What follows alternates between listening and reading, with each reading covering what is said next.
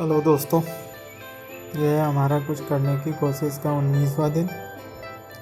और as usual morning में उठकर डेली रूटीन फॉलो करते हुए हमने अपना फ्रेशन अप होकर सौंफ जीरा अजवाइन का पानी पिया एंड देन खाना बनाया और उसके बाद नहा धोकर रेडी होकर पूजा पाठ की और उसके बाद ब्रेकफास्ट करके अब हम निकल गए हैं ऑफिस की तरफ।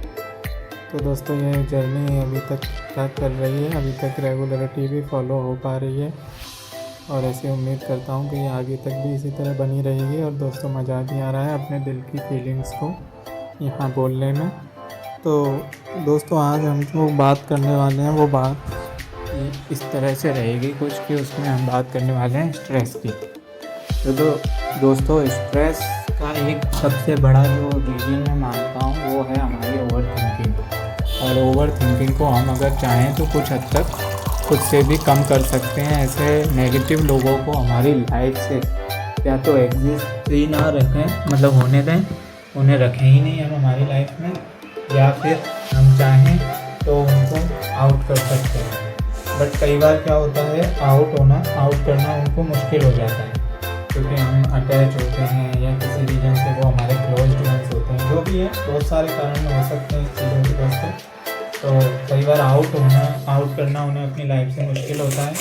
तो सबसे बेटर यही है दोस्तों कि आप अपने आप पे कंट्रोल रखें। आप एक हद तक ही कहीं भी इन्वेस्ट करें। अगर आपको लग रहा है कि आपकी मेंटल हेल्थ बॉदर हो रही है किन्हीं चीज़ों से, किन्हीं रीजन से, तो दोस्तों आप खुद पे वर्क करना शुरू कीजिए, खुद की थॉट्स पे काम करना शुरू कीजिए। क्योंकि दोस्तों, मैं बता रहा हूँ, आपका मेंटली हेल्दी होना बहुत ज़रूरी है। मेंटली आप ठीक रहेंगे तो आप सारी चीज़ें कर पाएंगे। अदरवाइज आप मेंटली स्ट्रेस में रहेंगे तो ये बहुत सारी प्रॉब्लम्स की जड़ हो सकता है। तो हम लोगों को कुल मिला के दोस्तों जो ट्राई करना है वो ये करना है कि हम अपने स्ट्रेस के लेवल को किस तरह से कम कर सकते हैं, या फिर हम वो स्ट्रेस को जिन रीजन से हो रहा है उन पे क्या काम कर सकते हैं। क्योंकि प्रॉब्लम स्ट्रेस का होना नहीं है।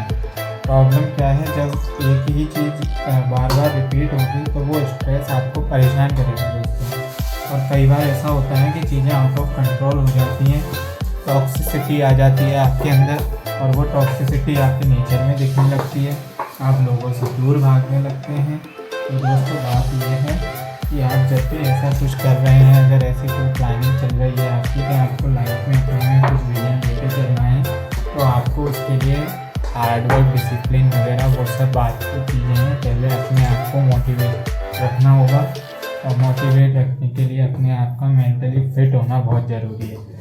क्योंकि मेंटली फिट होकर मैंने देखा, और एक्चुअली दोस्तों ये प्रॉब्लम सबके साथ नहीं होती है, मैं आपको बता रहा हूँ, 10 में से 1 इंसान के साथ ये प्रॉब्लम होती है, जो कि शायद या तो कभी अकेले रहे हों, या किसी के साथ कोई ट्रेजेडी हुई हो, या फिर हो सकता है कि वो किसी रीजन से, किसी इंसान से डिटैच हुआ हो, या फिर उस इंसान ने उसको इमोशनली डिटैच फील कराया हो उसके बहुत सारे एफर्ट्स के बाद।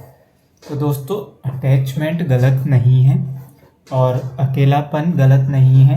अकेलापन हमारा अकेले रहने से नहीं होता है। अकेलापन हमारा होता है हमारी लाइफ में इमोशनली कनेक्ट लोगों का कम होना।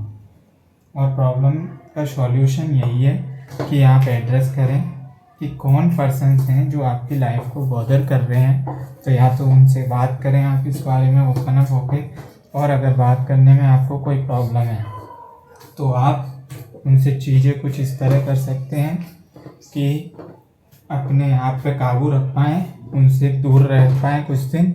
मैं कह रहा हूँ दोस्तों, मेंटल हेल्थ एक ऐसी चीज़ है जो आपको पता भी नहीं चलेगा और आपकी ख़राब हो चुकी होगी, और आपको छोटी छोटी प्रॉब्लम भी बड़ी लगने लगेंगी।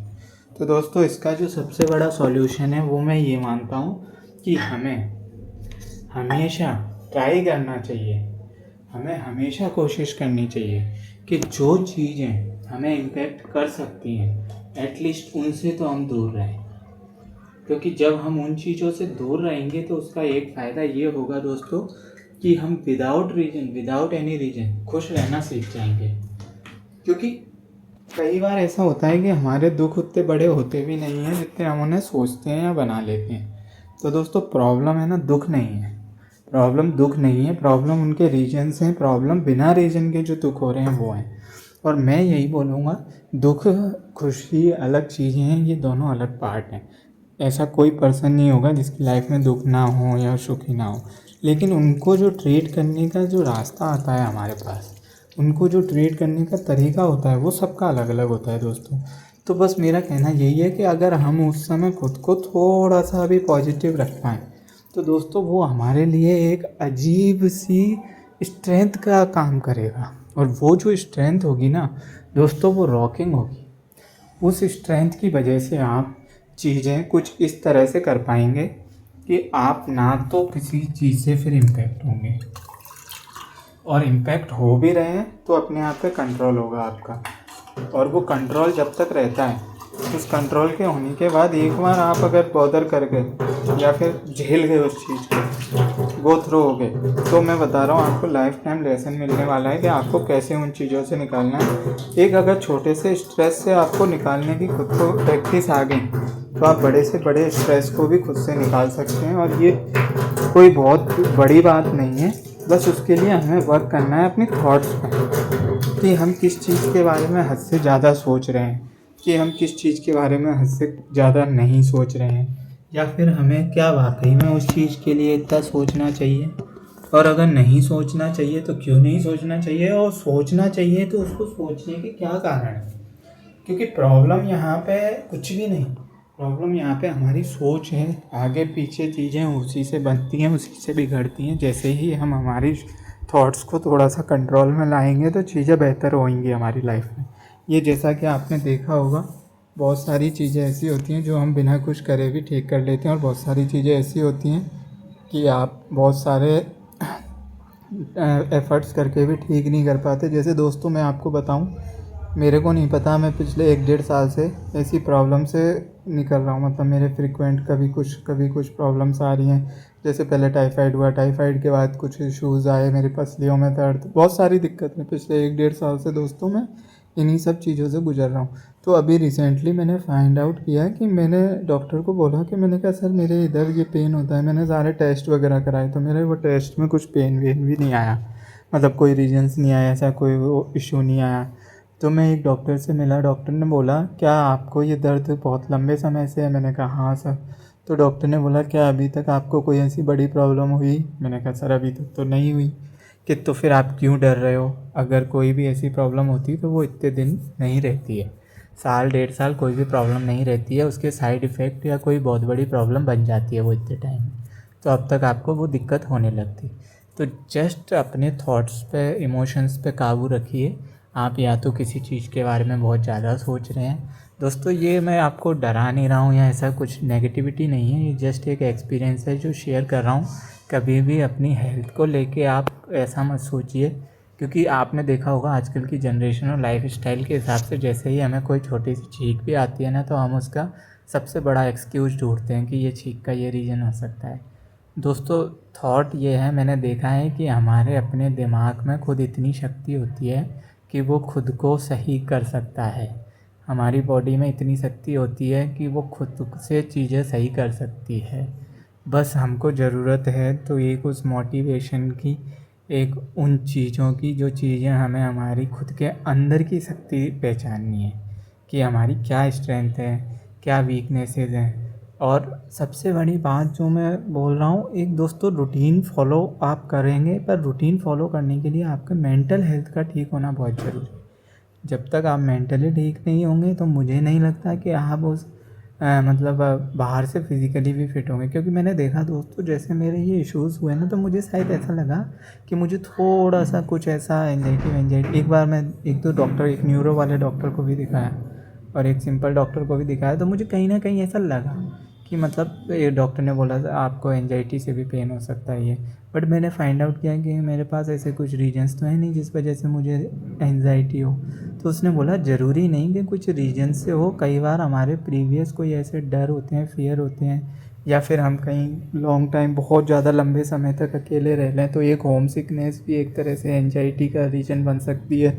तो दोस्तों फिर मैंने एड्रेस किया इस चीज़ों को, और अभी मैं एक चीज़ फ़ील करता हूँ कि मैं ना जैसे यूट्यूब पे खुद से बात करता हूँ दोस्तों, एंजाइटी के लिए एक जो सबसे अच्छी चीज़ है, एक तो है आपकी जो ट्रीटमेंट है उसको तो आप ले ही रहे हैं, वो तो बहुत अच्छी बात है, पर इसे हम नेचुरली अंदर से सही करें तो वो ज़्यादा बेटर है।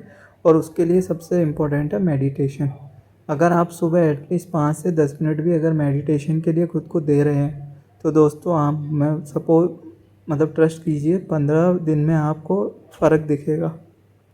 क्योंकि प्रॉब्लम यहाँ ये नहीं है कि प्रॉब्लम दवाई खाने से नहीं है, दवाई आप डेली खाइए, लेकिन बात यह है कि सपोज़ कीजिए कि ये इन अंदर के हार्मोन्स की गड़बड़ी से हो रहा है, और वो हार्मोन क्यों बिगड़ रहे हैं वो रीज़न तो सबको पता होना चाहिए, लेकिन वो रीज़न कई बार हम लोगों को पता नहीं होता है।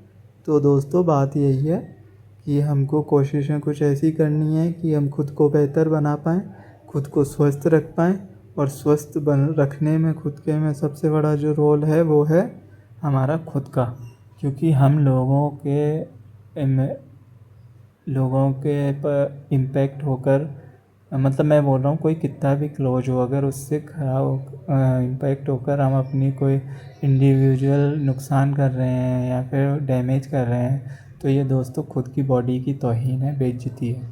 क्योंकि मेरा ये मानना है आपका शरीर है, आपको इसका ध्यान रखना ही होगा। अदरवाइज़ आप कितने भी डॉक्टरों के पास भाग लें, आप कितनी भी दवाइयाँ ले लें दोस्तों, कोई फ़र्क नहीं पड़ने वाला। क्योंकि प्रॉब्लम है ना, बीमारी नहीं होती है, प्रॉब्लम होती है उसका एड्रेस करना, उसको फाइंड आउट करना। सबसे बड़ी प्रॉब्लम यही है कि वो बीमारी के रीजंस क्या हैं, हमें वो मिल जाएं तो हम उन पर वर्क कर सकते हैं।